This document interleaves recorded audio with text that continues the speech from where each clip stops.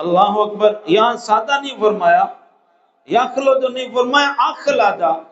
یہ سمجھتا ہے کہ میری دولت مجھے اس دنیا میں ہمیشہ رکھے گی، مجھے موت نہیں آئے گی، اس لیے میں جتنا چاہوں مال اکٹھا کرتا جاؤں، جتنا چاہوں میں اکٹھا کرتا جاؤں۔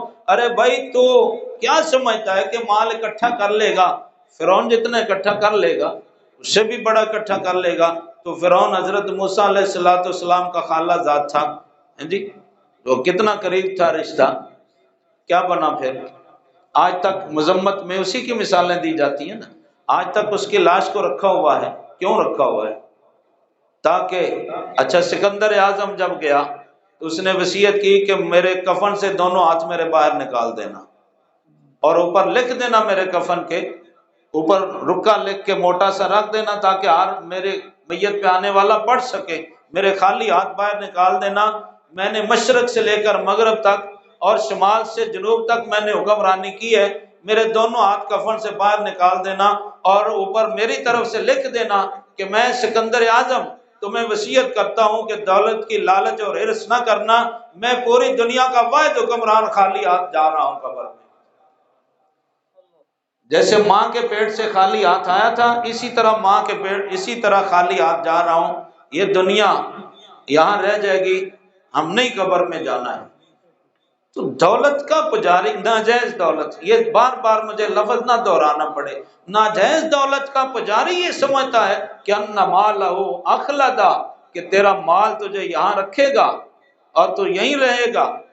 تو تیرا خالق پھر فرماتا ہے کلا لَيُنبَذَنَّ فِي الْحُطَمَةِ، نہیں تو یہاں نہیں رہے گا بلکہ تو حطمہ، بھڑکتی ہوئی دہکتی ہوئی آگ میں ڈالا جائے گا۔ استغفر اللہ العظیم۔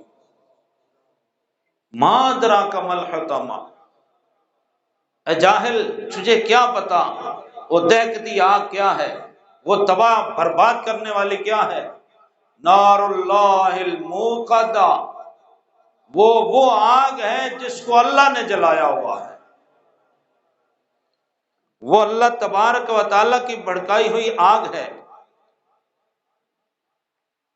اب وہ جو رب تبارک و تعالیٰ نے آگ بھڑکائی ہے، میں اس کا آپ کو تعارف جامع ترمذی شریف جلد نمبر 2 صفحہ نمبر 96 سے کریم آقا صلی اللہ علیہ وسلم نے فرمایا نارکم ھذہ التی توقدون جزء واحد من 70 جزءا من حر جہنم، قالوا واللہ ان كانت لکافیۃ یا رسول اللہ، قال فإنها فضلت ب69 جزءا کلہن مثل حرها۔ استغفر اللہ، استغفر اللہ۔ پڑھ لیں، آپ کو عربی سمجھ نہیں آئی پڑھ لیں، استغفر اللہ پڑھ لیں۔ ترجمہ سمجھ نہیں آیا تو اتنا تو سمجھ آیا نا، میں نے مصطفیٰ کا فرمان پڑھا ہے، اور یہ سبحان اللہ کہنے والی بات نہیں، یہ استغفر اللہ والی ہے۔ ترجمہ کیا ہے؟ کریم آقا صلی اللہ علیہ وسلم فرماتے ہیں یہ جو تمہاری دنیا کی آگ ہے نا، جو تم اپنے ہاتھوں سے جلاتے ہو، یہ جہنم کی آگ میں سے 70 گنا کم ہے، یہ اس کا 70واں حصہ ہے۔ صحابہ نے عرض کیا یا رسول اللہ جلانے کے لیے تو یہی آگ کافی ہے، بندے کو جلانے کے لیے تو یہ دنیا کی آگ ہی کافی ہے۔ تو میرے اور تمہارے آقا نے فرمایا جو جہنم کی آگ ہے وہ اس سے 70 گنا طاقتور ہے جو جلانے کے لیے جہنم میں بھڑکائی گئی ہے۔ اب یہ تم برداشت نہیں کر سکتے تو وہ کیسے برداشت ہوگی؟